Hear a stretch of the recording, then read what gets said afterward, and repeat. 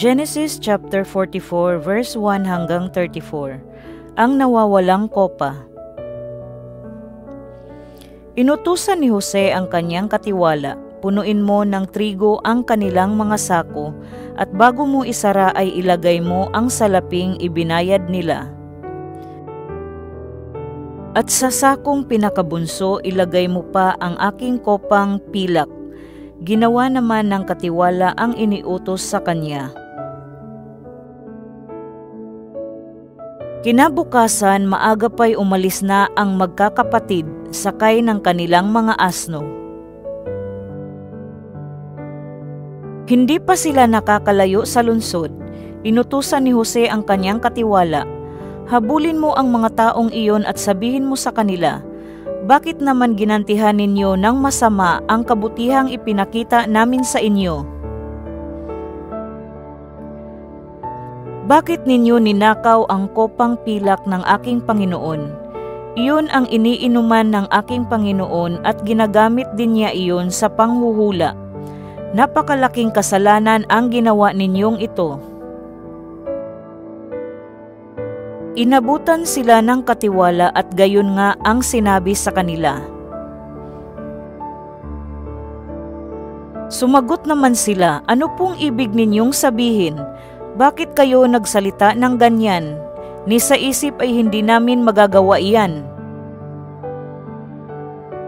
Nakita naman ninyo, nakarating na kami sa Kanaan, gayon may ibinalik pa rin namin sa inyo ang salaping nakita namin sa loob ng aming sako.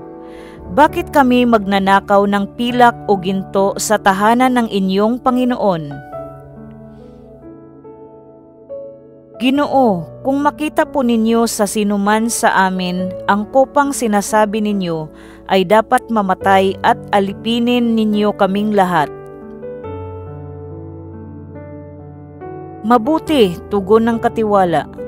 Kung kanino makita ang kopa, siya ang gagawing alipin, makakalaya na ang iba. Ibinaba nila ang kanilang mga sako at pinagbubuksan. Isa-isa itong hinalughog ng katiwala mula sa pinakamatanda hanggang sa pinakabata at natagpuan ang kopa sa sako ni Benjamin. Pinunit nila ang kanilang damit sa tindi ng kalungkutan.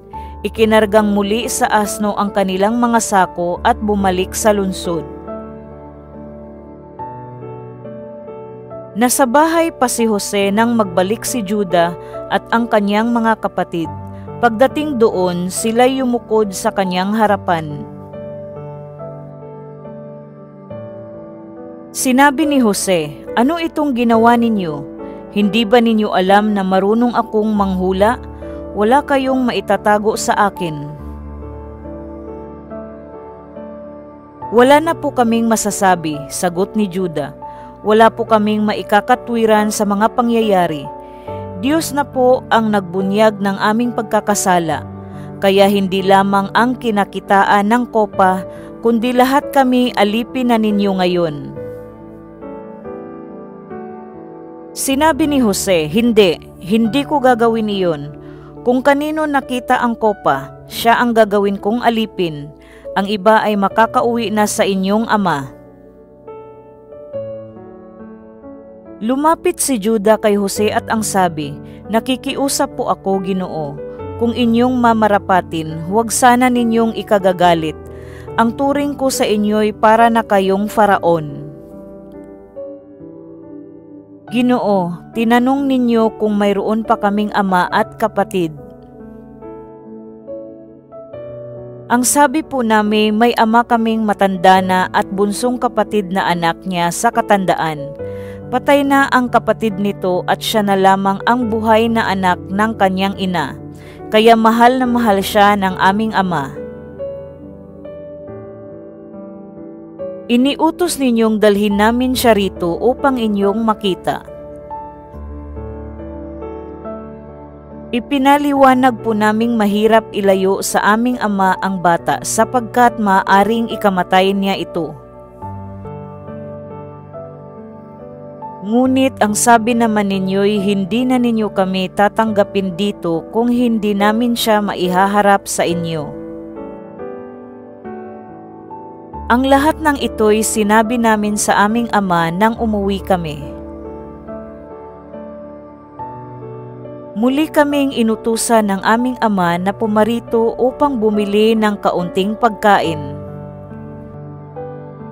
Ipinaalala namin sa kanya na hindi ninyo kami tatanggapin kung hindi kasama ang bunso naming kapatid.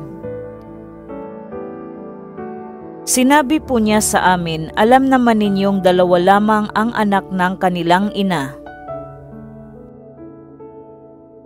Wala na ang isa, maaaring siya'y niluray ng mabangis na hayop.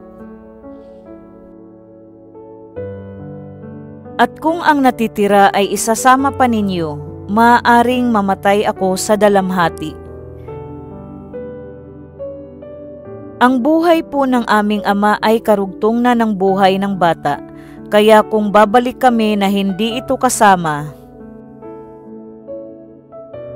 tiyak na siya'y mamamatay. Kapag nakita niyang hindi namin kasama ang bata, malalagutan siya ng hininga dahil sa kalungkutan. Ang isa pa'y itinaya ko ang aking buhay para sa bata.